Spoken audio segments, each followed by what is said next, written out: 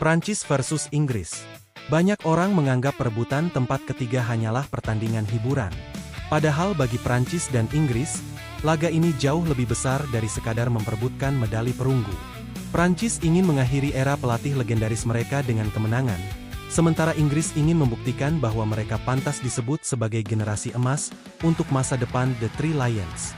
Pertandingan ini justru menjadi kesempatan terakhir kedua tim untuk meninggalkan Amerika Utara dengan kepala tegak. Setelah mimpi menuju final pupus beberapa hari sebelumnya, kini hanya tersisa satu kesempatan untuk membuktikan bahwa perjalanan mereka di Piala Dunia 2026 tidak berakhir dengan kekecewaan. Di satu sisi ada Prancis, tim yang datang sebagai salah satu favorit juara tetapi dihentikan oleh permainan disiplin Spanyol di semifinal. Di sisi lain ada Inggris yang harus menerima kenyataan pahit setelah comeback dramatis Argentina menghancurkan harapan mereka menuju partai puncak.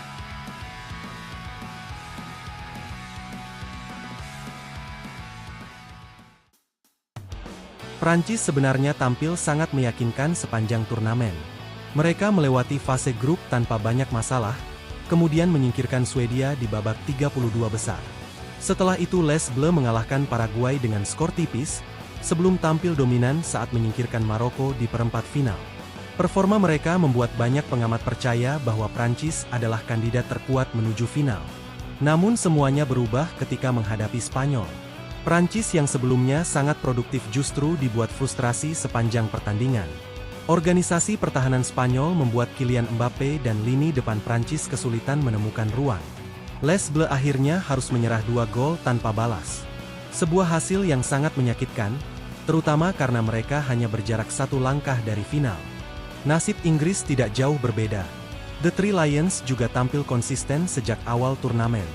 Mereka melewati fase grup dengan performa solid, mengalahkan Republik Kongo, kemudian menyingkirkan Meksiko sebelum memastikan tiket semifinal lewat kemenangan atas Norwegia. Ketika menghadapi Argentina, Inggris bahkan sempat berada di atas angin setelah unggul lebih dulu.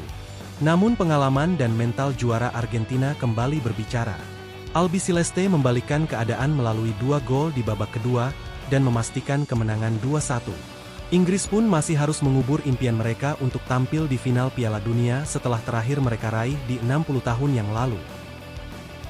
Banyak yang bertanya, bukankah perebutan tempat ketiga hanyalah formalitas? Jawabannya, tidak. Bagi negara-negara besar seperti Prancis dan Inggris, setiap pertandingan di Piala Dunia selalu membawa gengsi yang sangat besar. Tidak ada pemain yang ingin pulang setelah menelan 2 kekalahan beruntun.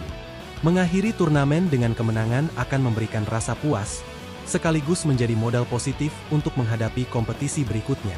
Selain itu, posisi ketiga juga tetap tercatat dalam sejarah.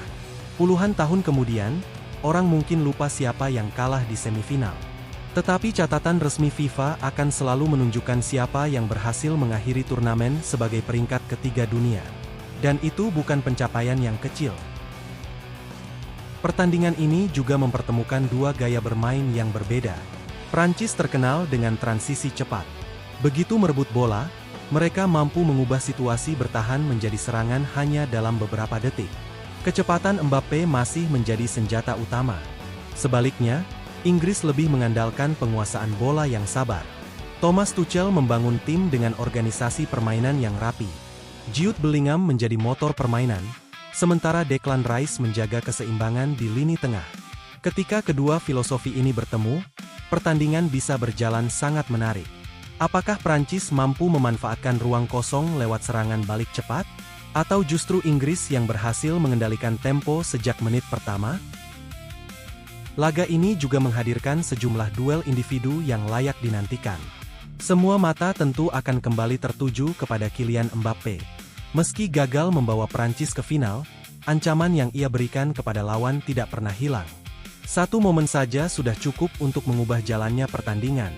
Di kubu Inggris, Jude Bellingham kembali menjadi pemain yang paling dinantikan. Kemampuannya menghubungkan lini tengah dan lini depan membuat Inggris selalu memiliki kreativitas dalam membangun serangan.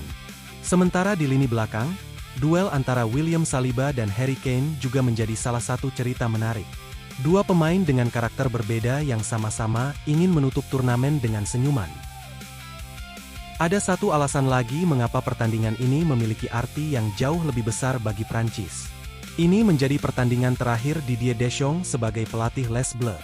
Selama lebih dari 1 dekade, Deschamps telah membawa Prancis meraih berbagai prestasi, termasuk gelar juara dunia 2018 dan final Piala Dunia 2022. Kini perjalanannya bersama tim nasional memasuki babak terakhir. Tentu tidak ada hadiah perpisahan yang lebih indah selain kemenangan. Bagi para pemain Prancis, pertandingan ini bukan hanya soal medali perunggu. Ini juga tentang memberikan akhir yang layak bagi pelatih yang telah mengubah wajah sepak bola Prancis selama bertahun-tahun.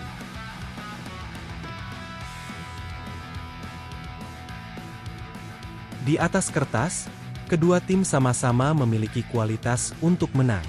Prancis mungkin unggul dalam kecepatan serangan. Inggris mungkin sedikit lebih stabil dalam membangun permainan.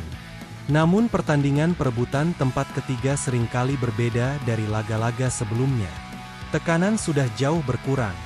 Para pemain lebih berani mengambil risiko. Pelatih juga cenderung memberi kesempatan kepada beberapa pemain yang sebelumnya jarang tampil. Akibatnya, pertandingan perebutan tempat ketiga sering menghasilkan permainan yang lebih terbuka dibanding semifinal atau final. Dan itulah yang membuat laga ini menarik untuk disaksikan. Jadi, siapa yang akan menang? Menjelang pertandingan ini, muncul satu pertanyaan yang banyak diperbincangkan. Haruskah Prancis dan Inggris tetap menurunkan skuad terbaik mereka? Di satu sisi, pertandingan ini memang bukan final. Tidak ada trofi yang diperebutkan, dan kedua tim baru saja melewati laga semifinal yang menguras fisik maupun mental. Beberapa pemain bahkan masih berjuang memulihkan kondisi setelah menjalani jadwal padat sepanjang turnamen. Namun di sisi lain, pertandingan ini tetap membawa nama besar dua negara dengan sejarah panjang di sepak bola dunia. Tidak ada pemain yang ingin mengakhiri Piala Dunia dengan kekalahan.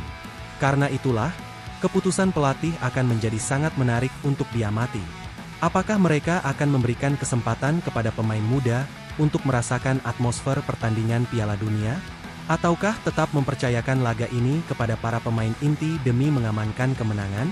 Bagi pemain yang selama ini lebih sering berada di bangku cadangan, laga perebutan tempat ketiga bisa menjadi kesempatan emas untuk menunjukkan kualitas mereka di panggung terbesar sepak bola dunia.